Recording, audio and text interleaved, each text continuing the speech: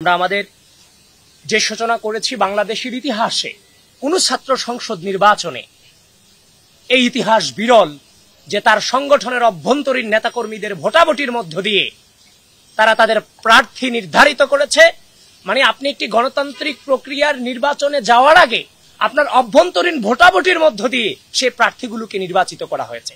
এটা বাংলাদেশের ইতিহাসে নিঃসন্দেহে বিরল।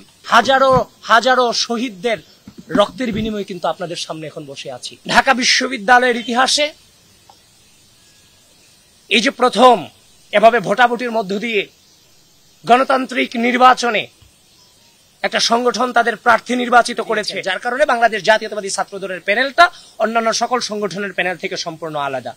তারপর আমরা গতকালকে যখন আমাদের প্যানেল ঘোষণা হয়েছে, ঘোষণা হওয়ার পর আমরা আমাদের মনোনয়নপত্র জমা দিয়েছি।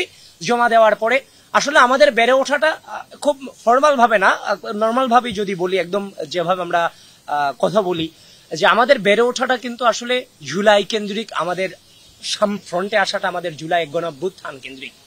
তো জুলাই গণঅভ্যুত্থানে আমরা চোখের সামনে অসংখ্য রক্ত দেখেছি।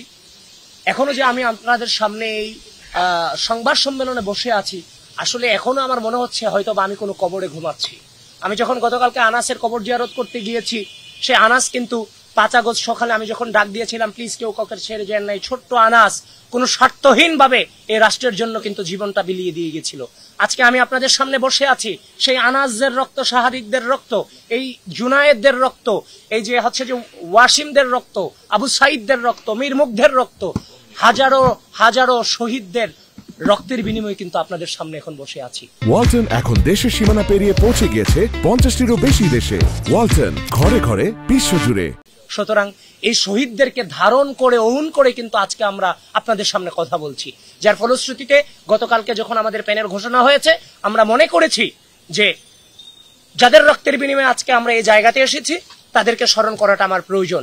যার ফলশ্রুতিতে আমি আনাসের কবর, জুরাইন কবরস্থানে ছিল, আমরা আনাসের কবর জিয়ারত করেছি, আমরা ওখানে গিয়ে অনুভব করেছি এবং তাদের যে ইচ্ছা ছিল, আকাঙ্ক্ষা ছিল, সেটাকে ধারণ করেই আমরা সামনে অগ্রসর হব। যার ফলশ্রুতিতে সেখানে আমরা শহীদদেরকে স্মরণ করার চেষ্টা করেছি। তারপরে দেখেন আমাদের প্যানেলে আরেকটা জিনিস আপনারা দেখতে পারবেন, ভিসি চত্বরে 15 জুলাই ছাত্রলীগের সন্ত্রাসীদের কর্তৃক যে বর্বর হামলা হয়েছিল, সেই হামলাতে কিন্তু আমিও সেদিন ভিসি চত্বরে মারাত্মক ইনজুর্ড হয়েছিলাম। আমার সাথে মায়েদ আছে, মায়েদও সেদিন ইনজুর্ড হয়েছিল। তো সেদিন কিন্তু একটা ঘটনা আমাদেরকে অত্যন্ত কাঁদিয়েছে, গোটা বিশ্বকে কাঁদিয়েছে, যে আমাদের ছোট বোন তন্নির ঘটনাটা। তন্নিকে যখন রক্তাক্ত অবস্থায়, তন্নি যখন লাঠি হাতে দাঁড়িয়ে, মানে কুজু অবস্থায় দাঁড়িয়েছিল, তার মুখ দিয়ে যখন রক্ত পড়ছিল, গোটা বাংলাদেশ তন্নির এই রক্তে গোটা বিশ্ব কিন্তু হচ্ছে যে একটা হচ্ছে যে প্রতিবাদী কণ্ঠ জারি করেছিল। যার ফলশ্রুতিতে এই তন্নির যে এই ত্যাগ, এই রাষ্ট্রের জন্য তন্নির যে ত্যাগ তিতিক্ষা, সেটাকে শ্রদ্ধা রেখে তন্নির যে পদ, সেই পদে কিন্তু আমরা আমাদের প্রার্থী ঘোষণা করিনি। আমরা তার যে তার যে হচ্ছে যে ত্যাগ, এই ত্যাগকে আমরা শ্রদ্ধা জানিয়ে তাকে আমরা সমর্থন জানিয়েছি, যেটা হচ্ছে যে আমরা আমাদের জায়গা থেকে করেছি আর কি।